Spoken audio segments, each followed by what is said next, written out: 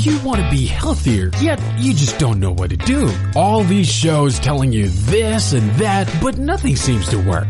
Well, listen close. Golden State Media Concepts has got something great for you. The Health and Wellness Podcast dedicated to workout trends, healthy eating habits, diet, and everything about healthy living. Join us in our banters as we help you not just live life to the fullest, but live it to the healthiest.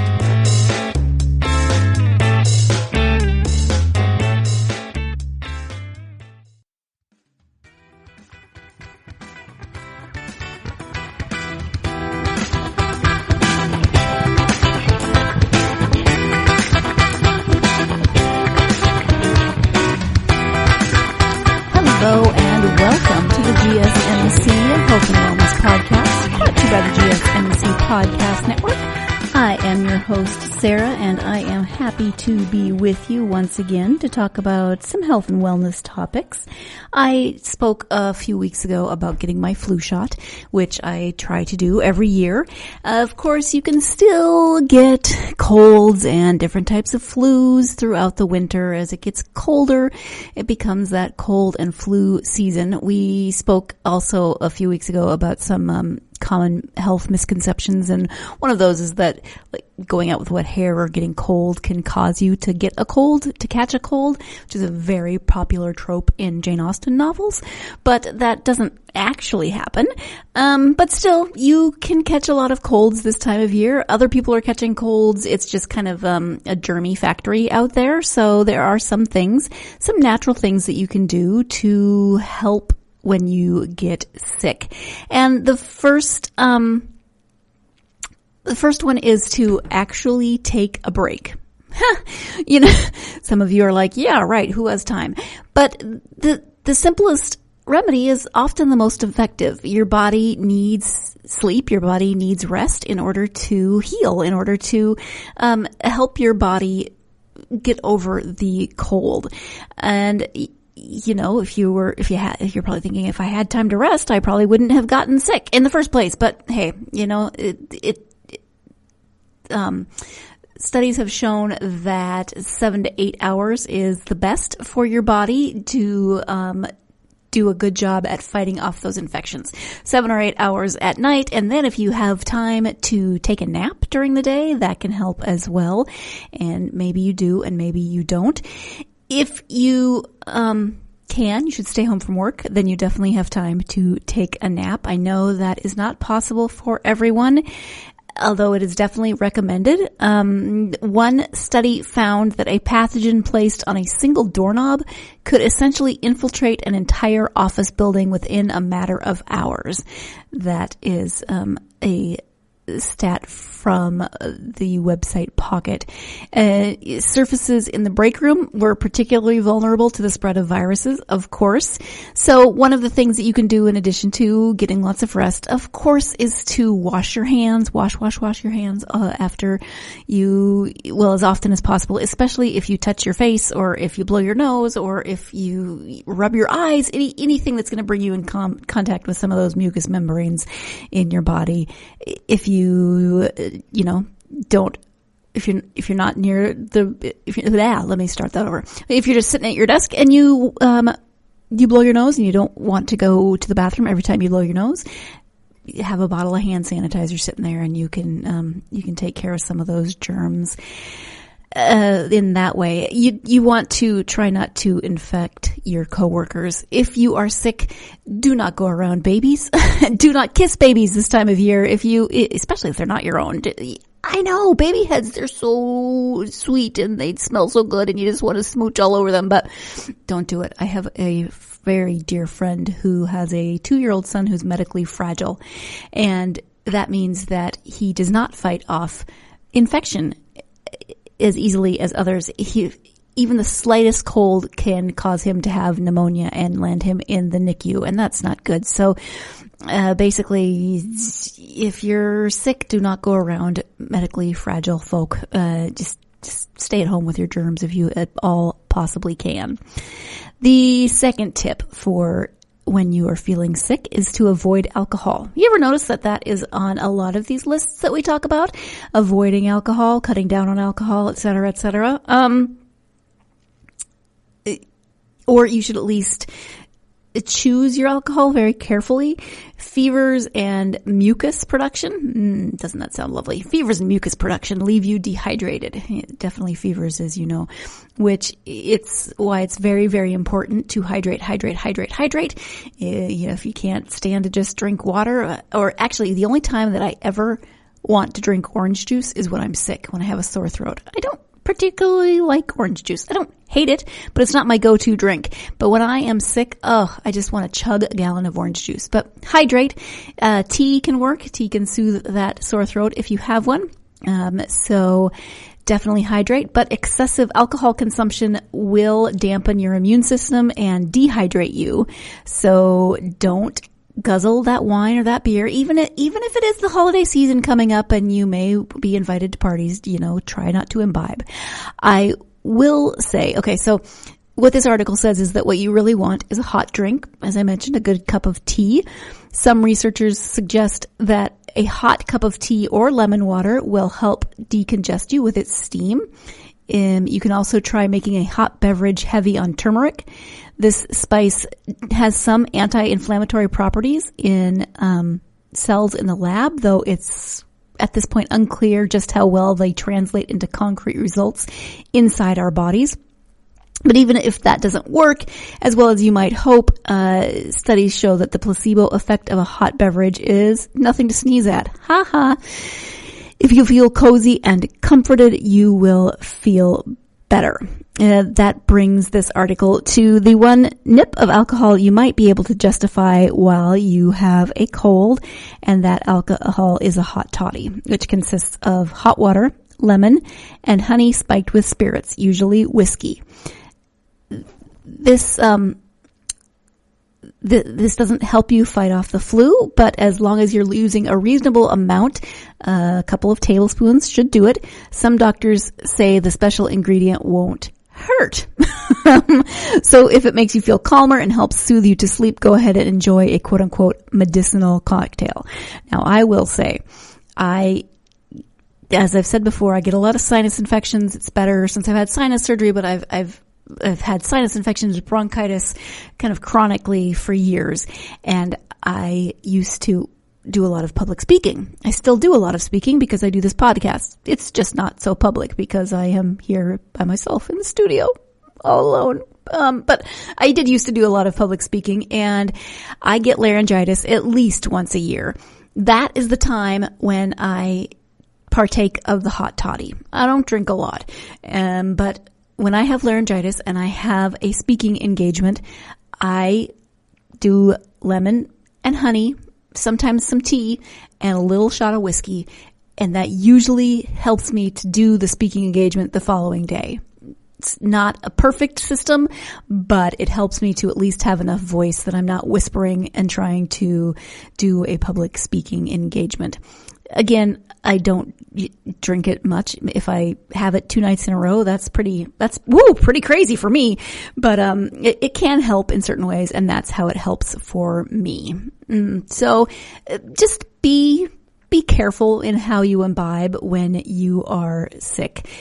Anytime, really, you want to be careful and you want to be safe about the way you drink alcohol. Speaking of hot liquids, soup can't hurt. And that's one of the things that we always hear when you're sick. You should have chicken noodle soup. Maybe your mom made you chicken noodle soup. Maybe it came from a can. Maybe it was homemade. But chicken noodle soup is definitely one of those things that people think of when they are sick. This actually reminds me of an Instagram post I did last year when I was sick. Doesn't matter. At one point when I was sick, I had a tray. I was sitting in bed and I had a tray that had, I think it had my book and a cup of tea and a bowl of soup and probably a box of Kleenex. I don't know, but I had my little thing, and that was my Instagram post. Man, we share on social media, don't we? So There isn't exactly concrete evidence that a bowl of chicken soup can make your cold shorter or less severe, but it can certainly bring you comfort. But some studies do support its healing powers because it may have anti-inflammatory properties. Let's talk a little bit more about soup after the first break. You are listening to the GSMC Health and Wellness Podcast, and I will be right back. Still on the search of that one true love? On the limbo in this crazy world of dating, marriage, relationships? Well, listen to the Golden State Media Concepts Relationship Podcast, your one-stop podcast for everything about relationships.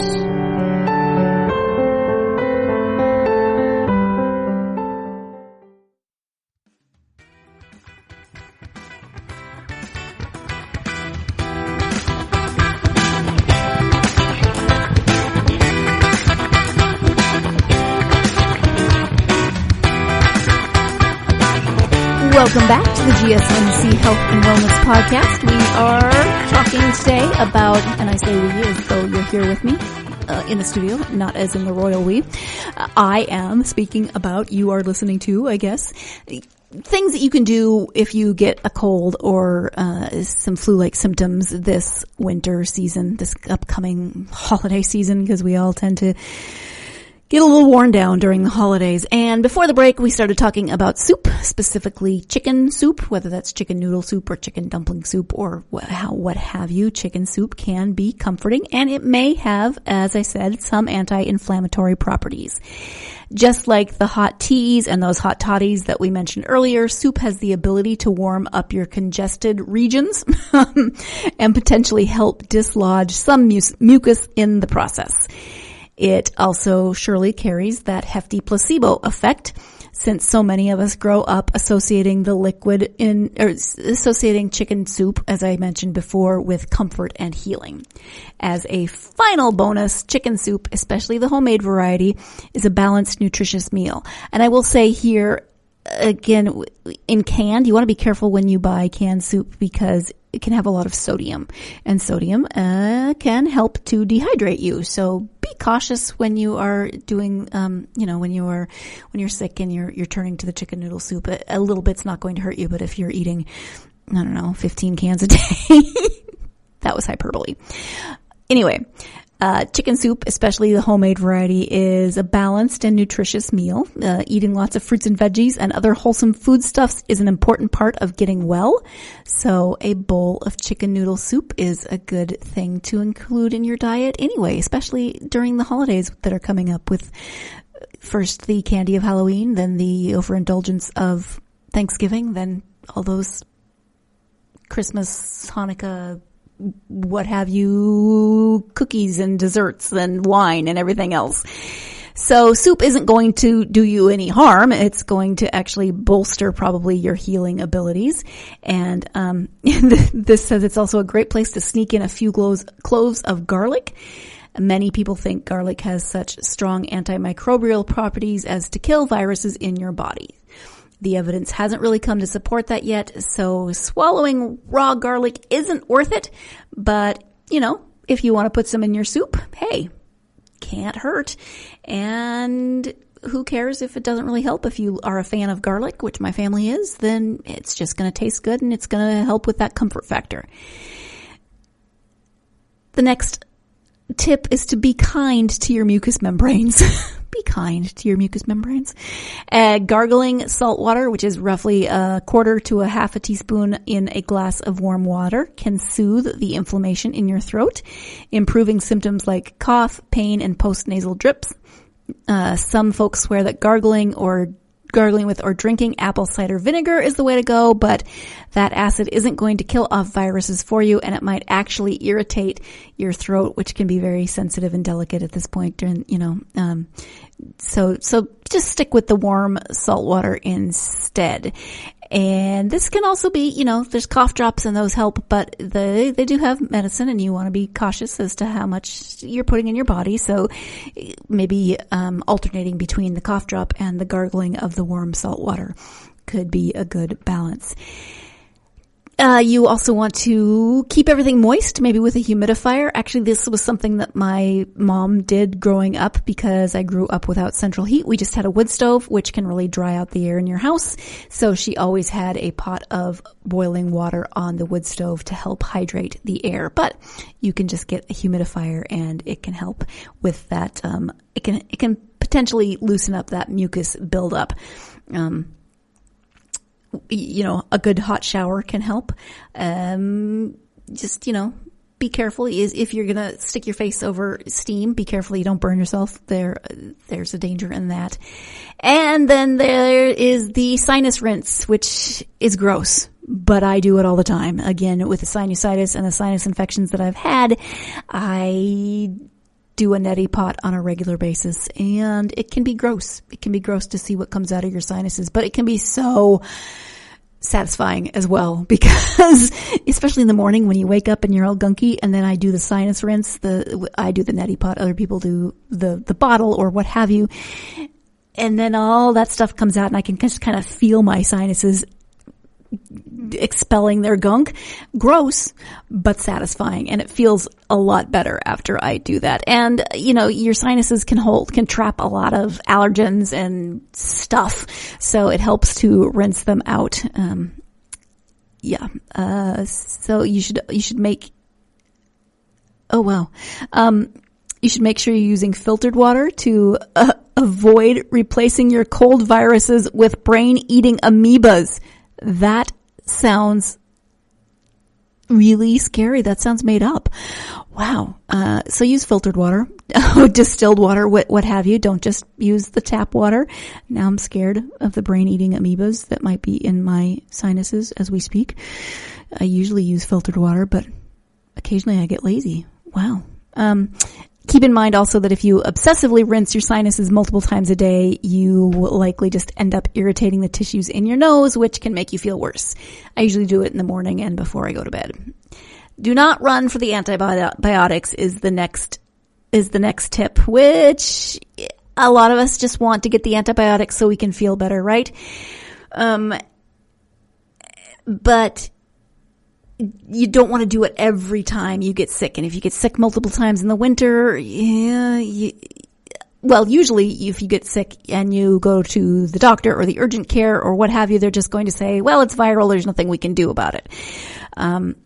Because most colds and flus are caused by viruses and antibiotics kill bacteria. So they're not really going to help anyway. But, if you have a sinus infection or strep throat, or you think you do, then you should definitely go to the doctor and be tested and see if you have that. Antibiotics will help in those cases. But of course, if you take too many, then you can get antibiotic resistant stuff, and that's not good. But also, antibiotics can be really hard on your gut health. If you are taking an antibiotic, you want to take a probiotic or eat yogurt or what have you. I know that in my vast experience of antibiotics, there for a while, I was on a lot of them before my sinus surgery. I can't take Augmentin because, my tummy does not like it. I can have reactions to certain other antibiotics as well, but Augmentin is the worst, and I will not take it. So whenever I go to a new doctor, or if I go to the urgent care and they say, oh, let's put you on an antibiotic, I say, please not Augmentin, anything but that, because it's bad enough to have a sinus infection and to feel crummy and just feel horrible, and then to get, diarrhea on top of it is really not fun. So you want to be cautious about automatically jumping for those antibiotics. Okay, so you have a cold and you've tried various things. Are there cold medicines? Are there over-the-counter remedies that you should try?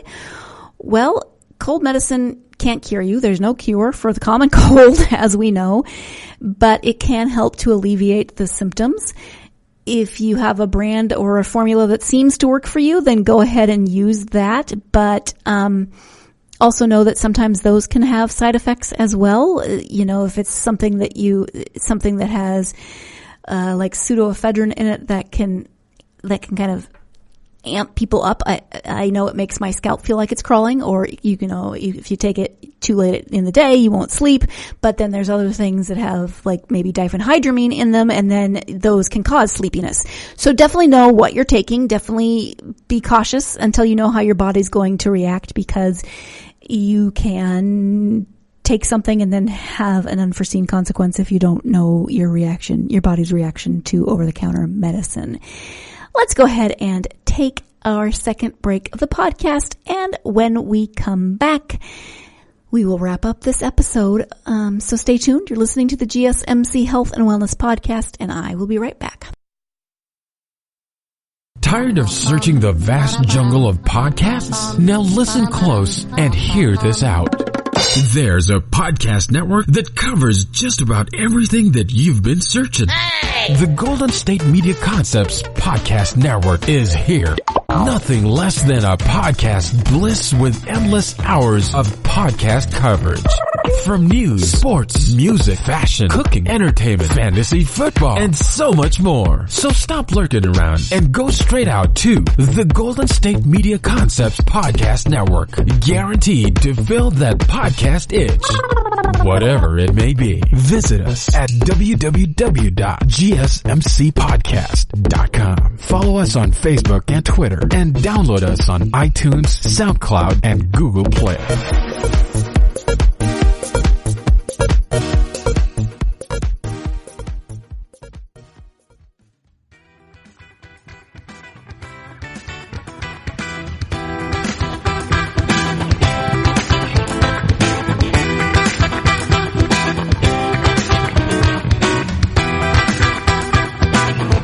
Welcome back to the GSMC Health and Wellness Podcast. As you know, unless you somehow just tuned in, which seems odd, but whatever, we are talking about things that you can do if you get a cold and or flu. These are some more natural remedies as opposed to those antibiotics or the over-the-counter, but there are some over-the-counter that can help to alleviate your symptoms.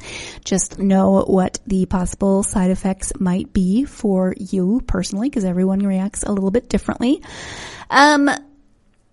Many people, whatever, swear by vitamin C, and, they start just, I know someone who eats lemons like oranges when he gets sick, and he swears up and down that helps. He says it soothes his sore throat.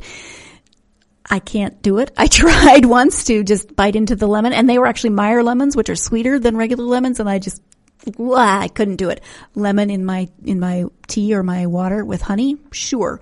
Straight lemon, not so much. But studies are there's some inconclusivity about whether vitamin C actually helps shorten your cold or get rid of your cold. I say it can't hurt, and it does do some good to boost your vitamin C. Neither does echinacea, this article says, but again, if you drink echinacea tea or something and that makes you feel better, then again, can't hurt. This does say that zinc lozenges may help you get better if you start taking them regularly within 24 hours of your first symptoms. It's not clear whether they actually help you fight off the virus or simply reduce inflammation in your throat. And this says zinc nasal swabs just seem to kill your sense of smell, but maybe that works for you. I have tried the zinc lozenges before, and sometimes I feel like they, along with the vitamin C and the echinacea, don't really work. They feel like they might be working for a day or two, and then it just feels like my cold gets worse after that. I don't know if that's true, but that has been my experience, and that is kind of how I feel. So the last tip on this article is, once you're better, go get your damn flu shot. Wow, they are not pulling any punches. We talked about this already on a previous episode. Get your flu shot. I'm not going to swear at you. That wasn't me swearing at you. That was the article swearing at me, the reader who read it to you. But yes, go get your flu shot. It's not going to help you with the common cold, but you don't want to get the common cold and the flu. during the winter. You want to do whatever you can to minimize the number of times you get sick during the winter. So that brings me to my question of what are your tried and true remedies for preventing yourself from getting sick? Or then what do you take for comfort or for alleviation of symptoms, or what works for you? I would love to know. You can hit me up on social media. Let me know in the comments what you do for cold symptoms and what seems to work. I have mentioned, actually this article kind of covered everything that I do in terms of, I drink a lot of tea. I drink a lot of orange juice if I have the energy to go to the store for some. I will eat soup if I have it, or if somebody is kind enough to bring it to me, or if my hubby will make it for me or buy it for me. And he's usually pretty good about that.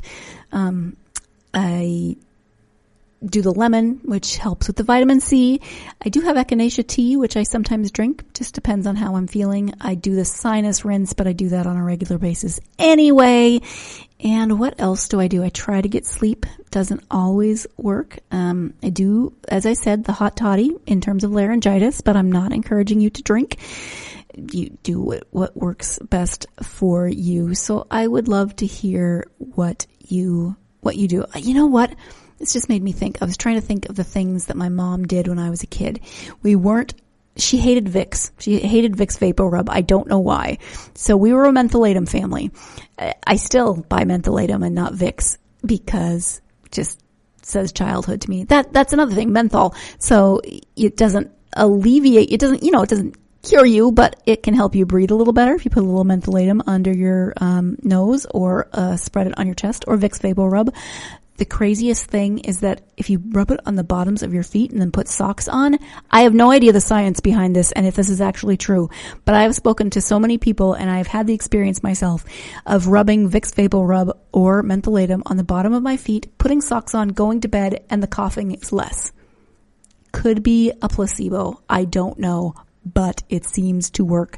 So if you want to give it a shot, can't hurt. Your feet then smell like menthol, or Vicks Vapor Rub. Can't be too bad of a thing. But, so we weren't a Vicks family, but we were a mentholatum family. I'm trying to think of things that my mom did when we were sick. So soup, but she also used to make hot Jell-O. When you make Jell-O, you boil the water and you pour the Jell-O in there and then you put it in the fridge. We skipped the fridge step. She would just bring us a cup of hot Jell-O.